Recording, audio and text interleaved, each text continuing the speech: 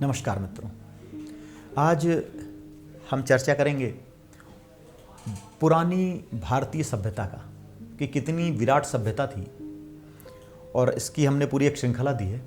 और इस क्रम में हम आज तक्षशिला पर विचार करेंगे। तक्षशिला भारतीय संस्कृति का बहुत प्राचीन विश्वविद्यालय था और वहाँ एक अलग नियम था। उसके 7 दरवाजे थे, 7 गेट थे और हर गेट पे एक विद्वान बैठा होता था। आप अगर उस विश्वविद्यालय में जाना चाहो तो आप पहले गेट पे जाओगे, आपसे प्रश्न पूछा जाएगा। अगर आप उन प्रश्नों का उत्तर देते हो तो आप फर्स्ट राउंड में जाकर वहाँ विजिट कर सकते हो, देख सकते हो, पढ़ सकते हो।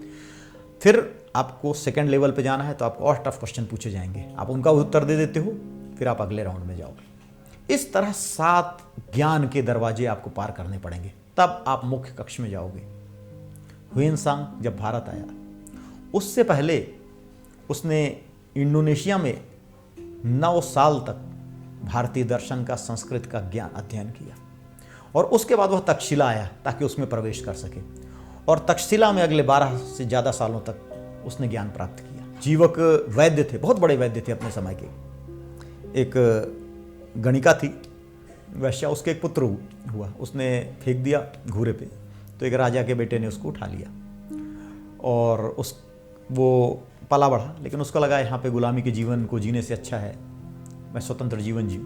वो बेटा चला गया और उसने तक्षशिला जाकर आयुर्वेद का अध्ययन किया।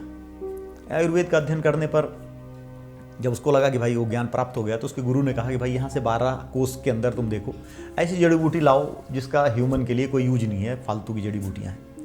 वो घूमता रहा, 10-12 दिन विचार करता रहा, उसको कोई ऐसी जड़ी बूटी नहीं मिली। तब उसके गुरु ने कहा कि भाई अब तुम जो है प्रवीण हो गए हो और अब तुम जो है जा सकते हो। वहाँ से निकला।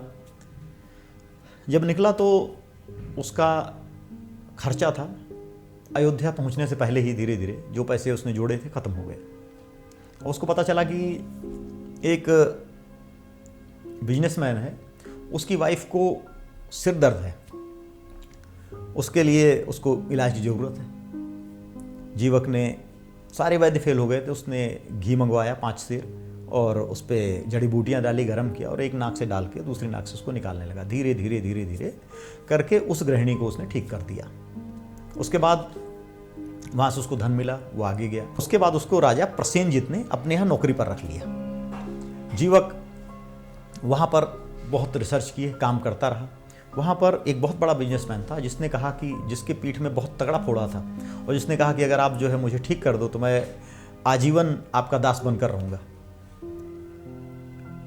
जीवक ने कहा ठीक है, आप एक ही करवट 6 महीने लेट सकते हो। उसने कहा बिल्कुल लेटूंगा। जीवक ने एक सर्जरी की, सर्जरी करके उसके फोड़े के अंदर से कीड़ों को निकाल दिया और 1 हफ्ते में उसको भला चंगा कर दिया। जीवक को उस व्यापारी ने 10 लाख कांसे की मुद्राएं दी और इस तरह से वह भला चंगा होकर कार्य करने लगा। हम यह बताना चाह रहे हैं इससे कि तक्षशिला विश्वविद्यालय का गौरव कितना था। और उसका गौरव इतना था कि वहाँ से आने वाले हर विद्यार्थी को राजा अपनी सेवा में तत्काल नियुक्त कर लेता था। और हमारी वैद्यों की व्यवस्था ऐसी थी कि न केवल वो चिकित्सा शास्त्र करते थे बल्कि वो सर्जरी में भी माहिर थे। और दोनों चीज़ें उस ज़माने में, आज से लगभग, ये भगवान बुद्ध के समय की बात है, आज से लगभग 2600-2700 साल पहले हमारे पास ऐसे चिकित्सक और ऐसे सर्जन मौजूद थे जो किसी भी तरह की सर्जरी करके लोगों को ठीक कर सकते थे। ये एक प्रामाणिक कथा है जो कि हमारे हिंदू और बौद्ध ग्रंथों में मिलती है। हरिओम तत्सत।